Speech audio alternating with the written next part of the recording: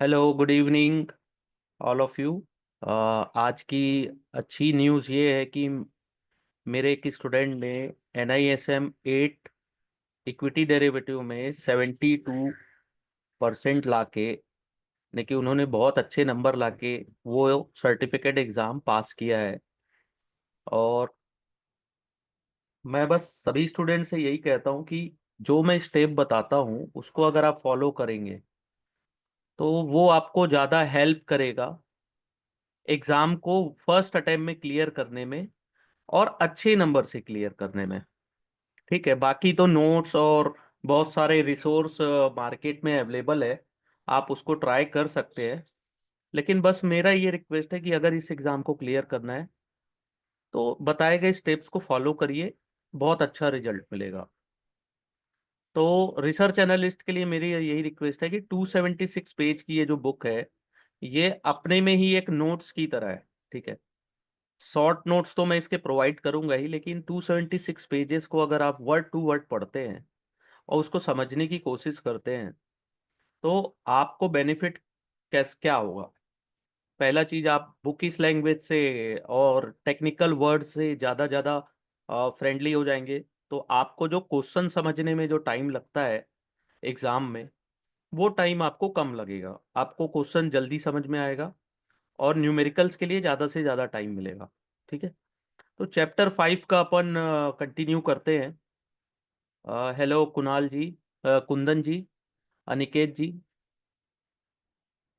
और अगर आप लोग को एग्ज़ाम क्लियर करना है तो जैसे आज 6 मार्च है तो अप्रैल के फर्स्ट वीक का आप लोग अप्लाई कर दीजिए, स्लॉट बुक कर लीजिए।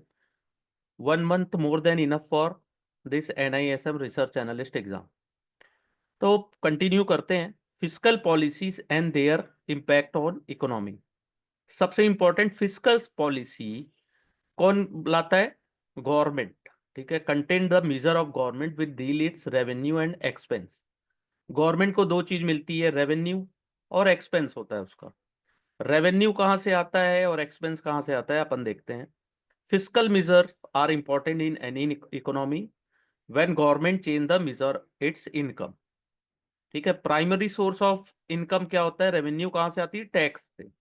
टैक्स बहुत तरीके के होते हैं। ठीक है, डायरेक्ट टैक्स, GST, जो भी है। एक्सपेंडिचर्स गवर्नमेंट के कहाँ पे होते हैं? Education, health care, police, military force, interest on borrowing, यानी कि आपने उधार लिया है तो उसमें इंटरेस्ट पेड करना है आपको। Administrative machinery, welfare benefit. ठीक है, तो it influence aggregate demand, supply, saving, investment and overall economy activity in country. ठीक है, जब गवर्नमेंट अपने एक्सपेंस बढ़ाती है, खर्चे ज्यादा करती है, ठीक है, तो उससे बेनिफिट किसको होता है? बेनिफिट होता है इकोनॉमी को। ठीक है, रेवेन्यू और एक्सपेंस। ठीक है, रेवेन्यू तो बढ़ती है टैक्स से, लेकिन जब एक्सपेंस बढ़ाती है तो ज्यादा अच्छा होता है। Budget excess of government expenditure over its revenue in specific year called fiscal deficit. Expense ज्यादा है रेवेन्यू से तो उसको बोलते हैं फिस्कल डेफिसिट। ठीक है, एक्सपेंस आपका ज्यादा है गवर्नमेंट का, रेवेन्यू स्पेसिफिक ईयर में कम है, तो फिस्कल डेफिसिट होता है। Which is generally defined as percentage of GDP, जिसको परसेंटेज ऑफ जीडीपी में भी डिसाइड करते हैं कि अपना फिस्कल जो डेफिसिट है जीडीपी के कितने परसेंटेज में हुआ। Fiscal deficit is breach by the government through market borrowing, short and long term. Larger fiscal deficit and consequent high borrowing by the government will push the interest rate in the economy। जितना ज्यादा fiscal deficit ज्यादा होगा, government को उतना ज्यादा borrowing करना पड़ेगा, उधार लेना पड़ेगा, जिससे क्या होता है? रेट ऑफ इंटरेस्ट इकोनॉमी में बढ़ती है। तो इससे क्या होता है? It is make too difficult for corporate borrower to access fund. Interest rate जितना ज्यादा होता है इकोनॉमी में, कॉर्पोरेट के लिए उतना ज्यादा नुकसान होता है, क्योंकि कॉर्पोरेट को ज्यादा से ज्यादा इंटरेस्ट में अपना लोन पेड करना होता है। High interest rate environment is detrimental to economic growth. जितना ज्यादा रेट ऑफ इंटरेस्ट हाई होगा उतना वो खराब होता है इकोनॉमी के लिए। ठीक है, Country has trade and other contract with entity abroad which result in receipt and payment of fund. These include payment for import and receipt for export, payment for import and receipt for export, interest and dividend received and paid and other transfer from abroad. तो यहां पे सबसे important point क्या है कि current account क्या होता है, करंट अकाउंट बैलेंस क्या होता है, is the difference between the receipt and payment. तो ये देखिएगा आता है बहुत बार, करंट अकाउंट क्या होता है, करंट अकाउंट बैलेंस क्या होता है, difference between receipt and payment. और करंट अकाउंट सरप्लस कब होता है, किसी भी कंट्री का करंट अकाउंट सरप्लस कब होता है, जब उसको रिसिप्ट ज्यादा है पेमेंट कम है, तो वो सरप्लस होगा। यानी एक्सपोर्ट ज्यादा है, वो कंट्री एक्सपोर्ट ज्यादा करती है इंपोर्ट कम करती है, तो वो करंट अकाउंट सरप्लस होता है। ठीक है, तो higher physical deficit in proportion to GDP caused by lack of competitiveness in trade and excessive consumption in negative commentary on economy। तो करंट अकाउंट में डेफिसिट क्या होता है, high current account deficit cause national currency to weak relative to other country. तो current account CAD के difference से क्या होता है, नेशनल करेंसी वीक होती है।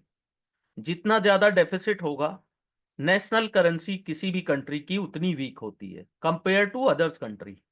ठीक है, तो इस चीज को ध्यान रखिएगा। अ,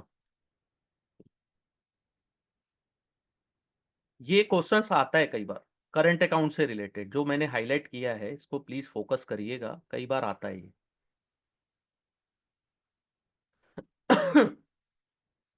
और करेंसी वीक होने से क्या होता है, इंपोर्ट एक्सपेंसिव हो जाता है और will affect the productivity of economy as well as capital goods and service become expensive. ठीक है, it result the credit worthiness of nation and make borrowing more expensive. ठीक है, depreciating currency make export to the nation more competitive. Depreciate होती ना currency, बोलते हैं ना Indian rupees depreciate हो रही है तो बहुत ज्यादा टेंशन होता है, क्यों, क्योंकि उससे एक्सपोर्ट में कॉम्पिटिटिवनेस ज्यादा हो जाता है और may help narrow the deficit. If the country is seen as attractive investment destination, अगर कोई कंट्री दिख रहा है कि वहां इन्वेस्टमेंट के लिए बहुत सारे अट्रैक्टिव डेस्टिनेशंस हैं इन्वेस्टमेंट के, तो कैपिटल इनफ्लो होता है from FDI and portfolio inflow will offset the CAD। ठीक है, करंट अकाउंट जो डेफिसिट होता है उसको कम कर देता है। ठीक है, जो डेफिसिट है उसको, क्यों, क्योंकि हमारे पास कैपिटल इनफ्लो आता है FDI एंड पोर्टफोलियो से। ठीक है, on protect the currency from devaluation. तो आप इस चीज को समझने की अगर कोशिश करें तो इन्वेस्टमेंट डेस्टिनेशन जितना अट्रैक्टिव होगा, FDI एंड फोलियो का कैश फ्लो कंट्री में ज्यादा से ज्यादा होगा, जिससे करंट अकाउंट डेफिसिट नहीं होगा। ठीक है, और उससे जो अपनी करेंसी का डीवैल्यूएशन है वो प्रोटेक्ट हो जाता है। ये सभी कंट्री के लिए लागू होता है, ये जो बता रहा है ये चीज अपन पढ़ रहे हैं वो किसी भी कंट्रीज के लिए उतना ही इफेक्ट डालता है। ठीक है, all clear sir. Expenditure is funded by government through multiple way. Expenditures कैसे फंड होता है, पहला होता है PL measure, income from operation, taxation, interest and dividend income. ठीक है, यहां से इनकी इनकम आती है। फिर होता है borrowing and sale of assets, assets यानी जो उनके पास असेट्स पड़े हैं, चाहे वो बिल्डिंग्स हो चाहे शेयर्स हो, ठीक है, कोई भी प्रॉपर्टीज हो, जो भी है उनके असेट्स हैं उनको सेल करने से। तो गवर्नमेंट अब और इंपॉर्टेंट एक पॉइंट आ रहा है, फिजिकल पॉलिसी तीन टाइप्स की होती है। ठीक है, government try to balance between inflow and outflow based on action. एक होती है न्यूट्रल फिजिकल पॉलिसी। तो इसमें क्या होता है, गवर्नमेंट का इनकम एंड एक्सपेंडिचर जो होता है इक्विलिब्रियम होता है, बराबर, नो कोई चेंज नहीं होता। ठीक है, तो न्यूट्रल है, यानी कि उनको ना ज्यादा एक्सपेंस, ज्यादा इनकम टैक्स टैक्स इनकम भी नहीं है, और एक्सपेंडिचर यानी कि बराबर है। ठीक है, दोनों बराबर चल रहा है। एक्सपेंसरी, फिजिकल पॉलिसीज, याद रखिएगा तीनों में से कोई ना कोई एक क्वेश्चन तो आता ही है। और प्लीज अगर ना समझ में आए तो मुझसे आप मैसेज में पूछ सकते हैं, या मैं आपको अनम्यूट करके भी उसके आंसर दे दूंगा। तो fiscal measure when government spending exceed its income. Expense में क्या होता है, गवर्नमेंट अपना एक्सपेंडिचर बढ़ाता है, खर्चे बढ़ाता है, इनकम उससे कम होती है। इससे क्या होता है, this policy stance is usually undertaken during recession. Recession and slow moving economy में गवर्नमेंट अपना एक्सपेंसरी फिस्कल पॉलिसीज लागू करते हैं, ठीक है, या अपने खर्चे बढ़ाते हैं। कॉन कॉन्ट्रैक्शनरी, ठीक है, कॉन्ट्रैक्शनरी फिस्कल पॉलिसीज क्या होता है, fiscal measure when government spending is lower. Government spend कम कर रहा है, इनकम ज्यादा है, ठीक है। ऐसा क्यों करती है गवर्नमेंट, गवर्नमेंट एक्सेस कैश को रीपे करती है इट्स डेब्ट एंड ऑब्लिगेशन और एक्वायर असेट्स। या तो कोई असेट्स को एक्वायर करना, या अपने डेब्ट या ऑब्लिगेशन है उसको रीपे करना, उसके लिए कॉन्ट्रैक्शनरी फिस्कल पॉलिसी यूज होती है, ठीक है। ये तीन होती है, बहुत इंपॉर्टेंट है।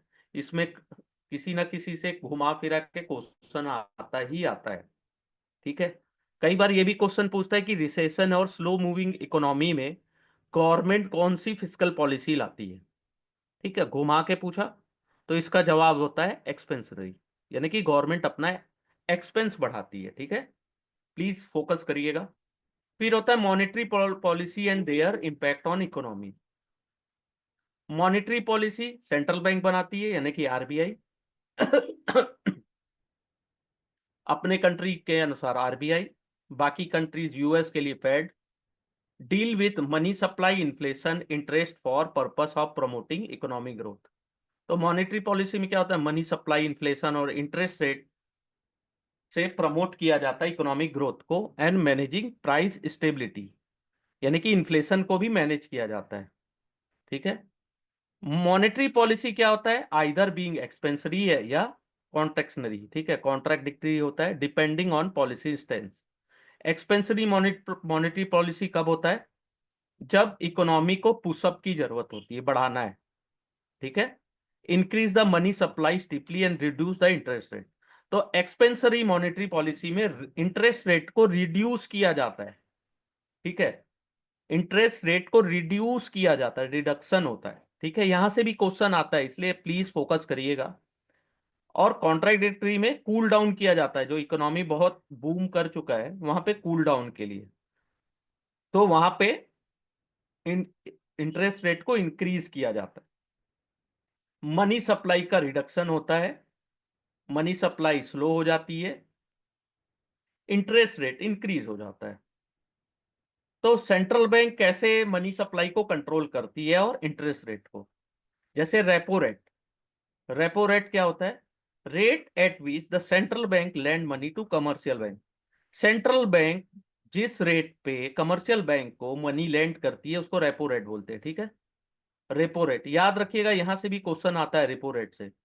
फिर होता है reverse repo rate, rate at which the central bank borrow money from commercial bank. Central bank commercial bank से बोरो करती है मनी, उसको बोलते हैं रिवर्स रेपो रेट। ये याद रखिएगा टर्मिनोलॉजी, यहां से क्वेश्चंस आते हैं। फिर होता है cash reserve ratio, reserve ratio minimum percent of total deposit. Deposit का टोटल डिपॉजिट का मिनिमम परसेंट कमर्शियल्स बैंक को होल्ड करना पड़ता है, ऐसा cash reserve with central bank, तो इसको बोलते हैं CRR। और SLR किसको बोलते हैं, minimum percent of total deposit which commercial bank have to hold in cash. Commercial bank को कैश में होल्ड करना है, या सच एज गोल्ड और गवर्नमेंट ऑफ इंडिया सिक्योरिटीज में, ठीक है। इकोनॉमी की स्लो, इकोनॉमिक में ये दो मॉनेटरी एंड फिस्कल पॉलिसीज बहुत बड़ा योगदान लगाती है, ठीक है। There is no sure short formula to handle economic issue, जैसे slow down in growth, inflation, exchange rate, others, ठीक है। GDP composition of GDP, growth rate, demography feature of different economy, the same policy action may have different outcome. तो जैसे ये जो policies अपन use करते हैं physical and monetary policies, उसका सब सभी कंट्री में डिफरेंट इकोनॉमी में डिफरेंट इम्पैक्ट पड़ता है ना, आउटकम उसका डिफरेंट होता है, ठीक है। अब policy action take to correct one economic problem, कोई भी इकोनॉमिक प्रॉब्लम को करेक्ट करने के लिए पॉलिसी एक्शन लिया जाता है, उससे एक और प्रॉब्लम या एक ना एक कॉन्सिक्वेंस उससे क्रिएट हो जाता है, या फ्रेस एक कोई ना कोई प्रॉब्लम्स क्रिएट हो जाता है। जैसे stimulating the stagnant economy by increasing money supply, increasing spending, lower tax rate, run the risk of causing inflation. Money supply को इंक्रीज करने से, स्पेंडिंग को इंक्रीज करने से क्या होता है, इन्फ्लेशन भी कई बार हाई हो जाता है, ठीक है। When economy is heat up, it may need fiscal measure to slow down. In a such situation, government can increase tax to suck money out of economy. कई बार गवर्नमेंट इकोनॉमी जब बहुत अच्छा करती है तब क्या करते हैं लोग, तो गवर्नमेंट क्या करती है, टैक्स बढ़ाती है, ठीक है। फिस्कल मेजर्स को स्लो डाउन किया जाता है, एक्सपेंस को कम किया जाता है गवर्नमेंट के द्वारा अपना, और इनकम को इंप्रूव, तो फिस्कल पॉलिसी न्यूट्रल की जाती है या कॉन्ट्रैक्शनरी यूज की जाती है। अब होता है main, international trade, exchange rate and trade deficit. अभी अपन ने जस्ट देखा है कि दो टाइप के अकाउंट्स होते हैं, एक अपन ने अभी करंट अकाउंट का देखा था। इंटरनेशनल ट्रेड क्या होता है, international trade refer to total trade that country does with all other country in the world. तो इंटरनेशनल ट्रेड क्या है, जितनी भी ट्रेड अपन ने दूसरी कंट्रीज के साथ पूरी दुनिया में किया है उसको बोलते हैं international trade, total trade. Country balance of payment is a statement showing transaction of country with rest of world. तो कंट्री का बैलेंस ऑफ पेमेंट बताता है कि आपने कितने ट्रांजेक्शन किए हैं, ठीक है। अब बैलेंस ऑफ पेमेंट दो टाइप के होते हैं, करंट अकाउंट में होता है और दूसरा होता है कैपिटल अकाउंट में। Current account has all detail of transaction on revenue account. Current account में आपको import and export of good and service मिलता है, ठीक है। ये याद रखिएगा, कई बार पूछता है ना। While capital account capture all capital flow like FDI, FII, loans and grants, ठीक है। ये दोनों अलग अलग है, यहां से क्वेश्चंस आते हैं। करंट अकाउंट में import and export, capital account में capital flow like FDI, FII, loan and grant, ठीक है। अभी अपन ने जस्ट देखा था कि import are more than export, तो कंट्री का इंपोर्ट ज्यादा है, एक्सपोर्ट कम है, तो कंट्री के पास करंट अकाउंट डेफिसिट होता है। और एक्सपोर्ट ज्यादा है, इंपोर्ट कम है, तो करंट अकाउंट सरप्लस होता है। Capital account will be surplus. Capital account surplus कब होता है, जब inflow are more than outflow. In deficit outflow are more than inflow on capital account, ठीक है। जब इनफ्लो ज्यादा है आउटफ्लो से तब होता है सरप्लस, और आउटफ्लो ज्यादा है इनफ्लो कम है तो वो होता है डेफिसिट, ठीक है। If country is running continuously deficit on current account, it would need surplus on capital. Current account में डेफिसिट चल रहा है तो उनको कैपिटल अकाउंट, वरना आपका जो फॉरेन करेंसी जो है, ठीक है, उससे क्या होगा, support its depletes its foreign currency reserve, ठीक है। In both situation country run the risk of losing confident of market participant. अगर दोनों में डेफिसिट है, करंट और कैपिटल दोनों में, तो आपके कंट्री को मार्केट में यानी उतना कॉन्फिडेंस लोगों को नहीं है, मार्केट पार्टिसिपेंट जो अपन ने पढ़ा था FII, DI, उनको उतना कॉन्फिडेंस नहीं है, तो कंट्री का जो वैल्यू है वो कम हो जाता है और करेंसी का भी उनका वैल्यू डेफिसिट हो जाता है, यानी कि गिर जाता है। Currency get traded in world market like commodity, exchange rate refer the value of one unit of currency with respect to other currency. तो ये याद रखिएगा, एक्सचेंज रेट क्या होता है, एक करेंसी की value with respect to other currency, ठीक है। जैसे इंडियन रुपीस की वैल्यू जो है इस कोटेड एज $65, अभी शायद 80 चल रहा है, तो ये होता है एक्सचेंज रेट, ठीक है। ग्लोबलाइजेशन, यहां से क्वेश्चंस आते हैं, इसको याद ध्यान रखिएगा, बहुत इजी है globalisation. Globalisation is the ability of individual and firm to produce anything at anywhere and sell anything anywhere across the world. Globalisation means होता है कोई भी इंडिविजुअल या फर्म कोई भी चीज एनीथिंग एनीवेयर प्रोड्यूस कर सकती है और सेल कर सकती है anything anywhere across the world.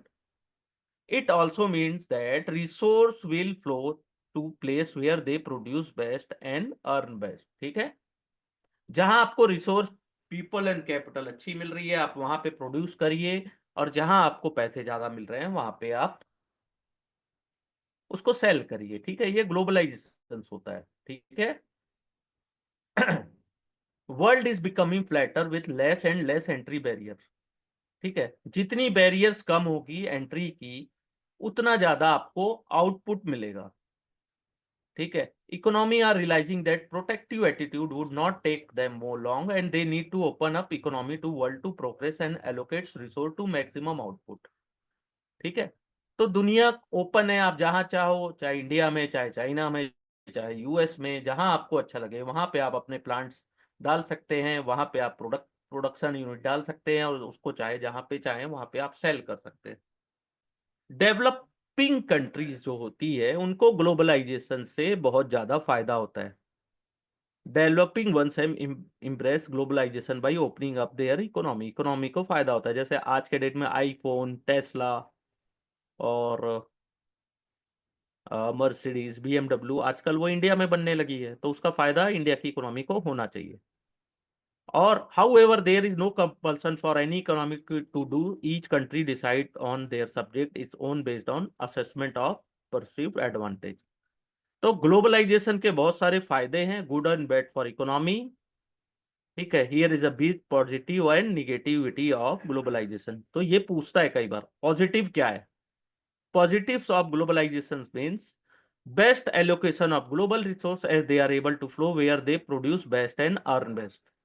तो आप अपने ग्लो रिसोर्स को जहां चाहे प्रोड्यूस बेस्ट कर सकते हैं और वहां सेल कर सकते हैं जहां पे अर्निंग आपको बेस्ट मिले। Integration of developing country with develop world. आप डेवलप इन डेवलपिंग इकोनॉमी जो है वो डेवलप वर्ल्ड के साथ इंटीग्रेट रहती है, अपॉर्चुनिटी मिलती है to them to learn and grow. आप अगर डेवलप कंट्री के साथ अगर अच्छा आपका रिलेशन है तो आप नई चीजें लर्न कर सकते हैं, ग्रो कर सकते हैं, एक्सेस कर सकते हैं new product and service, new technology आप सीख सकते हैं।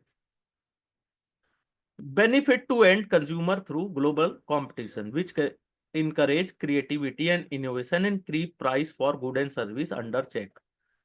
इससे कस्टमर को, कंज्यूमर्स को क्या फायदा है कि कोई भी चीज जो क्रिएटिविटी है या न्यू इनोवेशंस की है और कॉम्पिटिशन्स है, तो उससे क्या होता है अपने को गुड्स एंड सर्विस अच्छे प्राइस में मिल जाता है।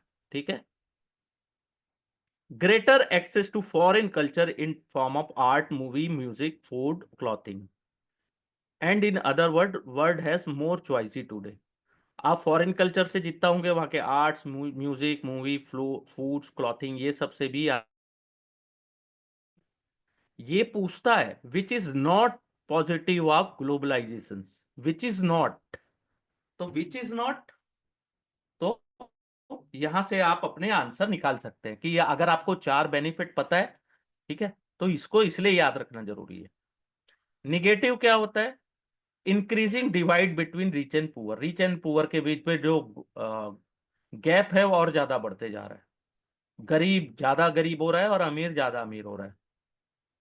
कंपटीशन रिजल्ट से क्या होता है, जो सरवाइव करेगा वो फिट रहेगा, वो सरवाइव करेगा।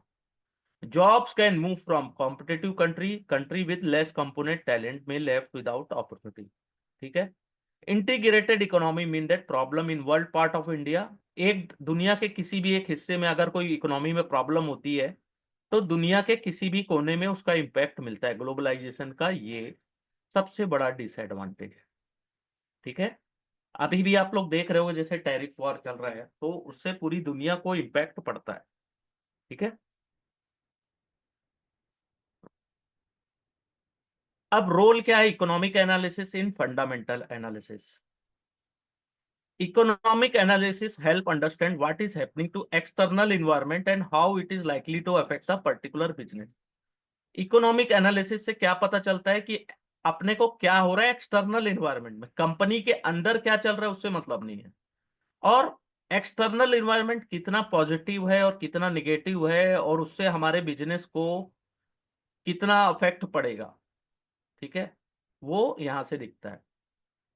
जैसे अपन जीडीपी ग्रोथ रेट को अंडरस्टैंड करें कि ओवरऑल इकोनॉमी में क्या चल रहा है, मॉनेटरी एंड फिस्कल पॉलिसी अपने को हेल्प कराता है कि गवर्नमेंट कितना खर्चा कर रही है, कि गवर्नमेंट यानी कि इकोनॉमिक ग्रोथ के लिए क्या कर रही है, ठीक है। तो अपने को इसमें interest rate, inflation, public expenditure, fiscal deficit, ये सब अंडरस्टैंड करने से अपने को फ्यूचर डायरेक्शन पता चलता है मॉनेटरी एंड फिस्कल पॉलिसीज के। ये एक्सटर्नल है ना, इकोनॉमिक एनालिसिस से एक्सटर्नल चीजें अपने को ज्यादा से ज्यादा समझ में आती है, ठीक है। ट्रेंड कितने टाइप के होते हैं? 3 टाइप के, ये बहुत इंपॉर्टेंट है, सेक्युलर, सिक्लिकल, सीजनल, ठीक है। इकोनॉमी में 3 टाइप के ट्रेंड्स होते हैं, economic trends, secular, cyclical, seasonal. Secular क्या होता है? Refer to long term change that occurring in economy और इंडस्ट्री। बहुत लंबे समय के बाद कोई चेंज होता है। They create displacement. सेक्युलर में क्या होता है? डिस्प्लेसमेंट होता है कोई भी गुड एंड सर्विस का, ठीक है। सिक्लिकल में क्या होता है? टेम्पररी ट्रेंड होता है, affect the quantity of good and service being consume, ठीक है। Eventually reverse only the return and reverse again, ये साल में ऐसे घूमते रहता है, सिक्लिकल ऐसे चक्के की तरह गोल, ठीक है, वही वही घूमते रहता है। सीजनल क्या होता है? ऐसे चीजें जो हाईली प्रेडिक्टेबल रहता है कि ठंड का समय है तो क्या चीज मिलनी है, गर्मी के समय में कौन से फ्रूट्स मिलने हैं, या किस चीज, एसी ज्यादा ठंड में बिकेगा कि गर्मी में बिकेगा, गुड एंड सर्विस अपन क्या यूज करेंगे, ठीक है। अब सेक्युलर ट्रेड को समझिएगा, ये तीनों में से कहीं ना कहीं क्वेश्चंस आता है।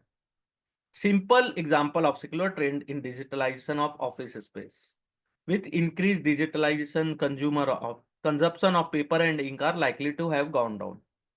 जितना अपन सिस्टम को यूज कर रहे हैं कंप्यूटर्स को, पेपर एंड इंक की खपत हो चुकी है, ठीक है। Establishment are likely to have increase their spending on digital product. आज के डेट में जो भी है दुनिया में, वो डिजिटल प्रोडक्ट्स में ज्यादा स्पेंड करते हैं, ठीक है। Secular trend are often driven by disruption caused by change in technology, culture, demography and consumer preference among the other factors. तो सेक्युलर ट्रेंड में कौन कौन, अगर टेक्नोलॉजी में बड़ा अच्छा चेंज आया जिससे आपको पेपर और इंक की जरूरत नहीं है, आपका कंजप्शन कम हो गया, डिजिटल में आपको खर्चा कम लगेगा ना, कल्चर, डेमोग्राफी, कंज्यूमर, ये सब चीजें, ठीक है। इसको अपन चैप्टर 6 में 6.5 में बहुत डिटेल में स्टडी करने वाले हैं। लाइफ साइकिल क्या होती है, business life cycle of industries, ये सब 6.5 में अपन देखेंगे। सिक्लिकल ट्रेड क्या होता है? Cyclical trade are nor permanent trend that reverse over a period of time. ये 3 टाइप के होते हैं, इकोनॉमिक, कमोडिटी एंड इन्वेंट्री, ये 3 चीजें याद रखिएगा, ठीक है। इकोनॉमिक में क्या होता है? It refer to the typical process of economy take to go from expansion to recession. Economic cycle क्या होती है? एक्सपेंशन, फिर रिसेशन, फिर एक्सपेंशन आता है, फिर रिसेशन। तो इसके 4 फेस होते हैं इकोनॉमिक साइकिल्स के। पूछता है एग्जाम में, ये देखिए, बूम, पीक, रिसेशन, बूम, ये। तो एक्सपेंशन क्या होता है? जहां पे consumption of good and service improve होती, इंक्रीज होती, क्योंकि इनकम हाई होती है, इंटरेस्ट रेट लो होता है, higher level of consumer confidence होता है। पूछता है कई बार कि एक्सपेंशन और बूम में क्या होता है, तो इनकम हाई होती है, रेट ऑफ इंटरेस्ट लो होता है, कंज्यूमर कॉन्फिडेंस हाई लेवल पे होता है। Higher demand of product result in higher production. Product की डिमांड ज्यादा होती है एक्सपेंशन में, तो प्रोडक्शन हाई होता है। तो प्रोडक्शन हाई होता है तो कंपनी क्या करती है? इंप्लॉयमेंट ज्यादा से ज्यादा लोगों को अपने पास रखती है। तो booming economy increase consumer and business confidence. Business plan क्या करते हैं? कैपेसिटी को एक्सपेंड करते हैं, एक्सपेंशन। और कंज्यूमर क्या करता है? ज्यादा से ज्यादा लॉन्ग टर्म असेट्स को एक्वायर करने की कोशिश करता है। बिजनेस एंड कंज्यूमर दोनों जाते हैं लोन लेने के लिए, फंड सच एज एक्सपेंडिचर, क्योंकि एक को अपनी कैपेसिटी को एक्सपेंड करना है और कंज्यूमर को क्या करना है?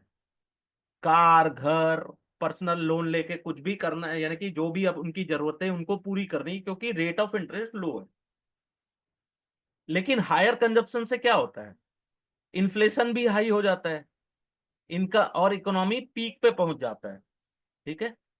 और मैन्युफैक्चरर इन्वेस्ट क्यों करते हैं अपनी कैपेसिटी में, क्योंकि उनको हायर फ्यूचर डिमांड दिखता है। तो ये होता है एक्सपेंशन या बूम। ठीक है, इसको याद रखिएगा, क्वेश्चंस आते हैं यहाँ पे। फिर होता है स्लो डाउन। स्लो डाउन में क्या होता है, इकोनॉमी पीक पे पहुंच जाती, प्राइस हाई होता है, इंटरेस्ट रेट हाई होता है। ठीक है। उससे क्या होता है, कंजप्शन डिस्करेज होता है। कंट्रोल इन्फ्लेशन करने के लिए सेंट्रल बैंक क्या करती है, मॉनेटरी पॉलिसीज को टाइट करती है, यानी कि रेट ऑफ इंटरेस्ट को बढ़ा देती है। उससे क्या होता है, स्लो डाउन आ जाता है। Consumption is on rise, rate of increase is lower. Selu जो मैन्युफैक्चर होते हैं, जिनको अपनी कैपेसिटी एक्सपेंड करनी होती है, वो क्या करते हैं, उसको रोक देते हैं। ठीक है, क्योंकि उनको लगता है कि डिमांड अब कम हो गई है, कैपेसिटी एक्सपेंशन करने का कोई मतलब नहीं है। स्लो डाउन बोलते हैं इसको। फिर होता है recession, utilisation rate of low. Manufacturer क्या करते हैं, कट डाउन करते हैं, एक्सपेंशन को कम कर देते हैं, कॉस्ट कंट्रोल होता है। बहुत सारे लोगों को ले ऑफ किया जाता है, आज के डेट में ले ऑफ पढ़ा होगा आपने। उससे क्या होता है, अनएम्प्लॉयमेंट इंक्रीज हो जाता है, इनकम लेवल डिक्रीज हो जाती है, कंजप्शन डिक्रीज हो जाता है। और कंजप्शन डिक्रीज होने से लॉस होता है लोगों को, अनएम्प्लॉयमेंट बढ़ता है।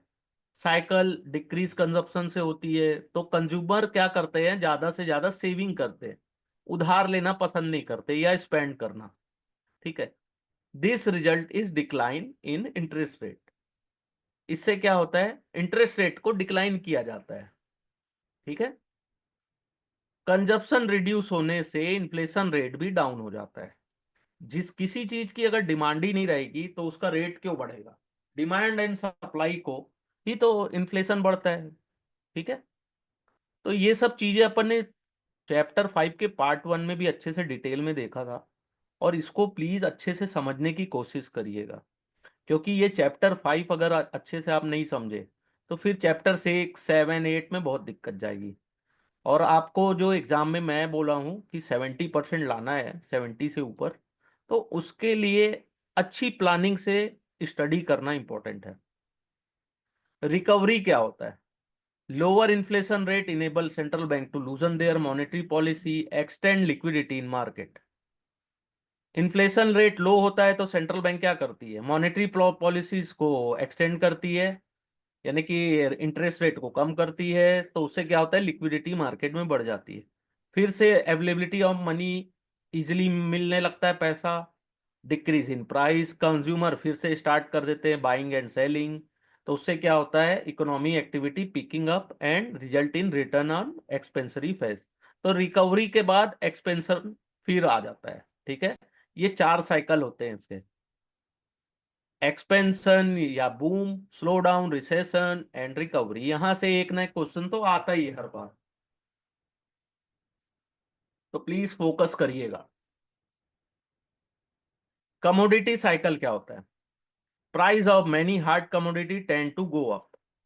हार्ड कमोडिटीज यानी नेचुरल, जिसको हम माइनिंग से निकालते हैं, तो उसका प्राइस ऊपर जाता है, डाउन भी आता है। तो commodity cycle is driven by economy. Expansionary phase में क्या होता है, कमोडिटीज प्राइस ज्यादा होते हैं क्योंकि डिमांड ज्यादा होती है, और प्राइस रिसेशन में कम होते हैं क्योंकि डिमांड कम होता है। ठीक है। Commodity cycle also occur independent of economy cycle. कई बार इकोनॉमिक साइकिल जरूरी नहीं है वैसा हो कि एक्सपेंशन या रिसेशन में ही ऐसी प्राइस ऊपर नीचे हो, कई बार इंडिपेंडेंट भी होता है। Commodity price increase, supplier of this commodity may increase their production capacity in order to take advantage of higher price. तो कमोडिटी प्राइस जब हायर होती है तो कमोडिटी के जो सप्लायर है, प्रोडक्शन वाले होते हैं, वो हाई प्राइस का एडवांटेज लेना चाहते हैं, तो अपनी सप्लाई को इंक्रीज कर देते हैं, कैपेसिटी इंक्रीज करते हैं।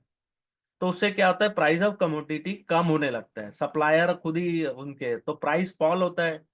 तो उससे क्या होता है, सप्लायर को हायर कॉस्ट पड़ता है प्रोडक्शन में, फिर उनको वापस अपना जो ऑपरेशन है उसको कम करना पड़ जाता है।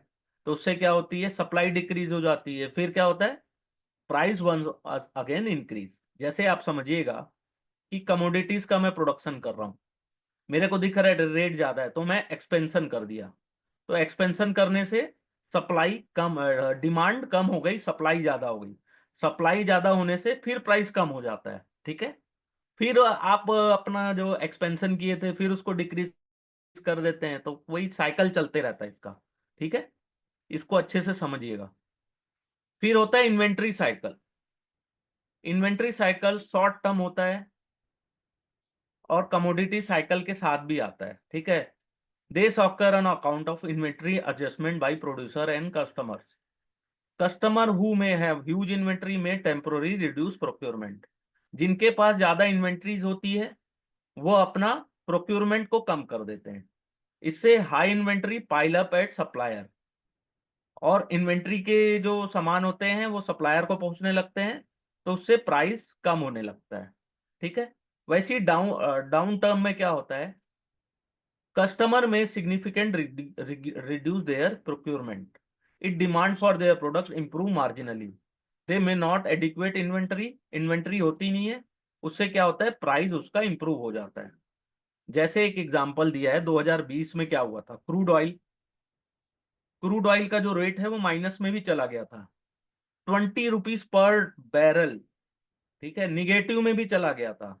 क्योंकि डिमांड था नहीं और सप्लाई, यानी कि डिमांड था ही नहीं और सप्लाई बहुत ज्यादा थी, इन्वेंट्री में बहुत ज्यादा खर्चा आता है, ठीक है। लेकिन वापस फिर जब सिचुएशन सुधरी तो फिर वो $40 तक पहुंच गया था।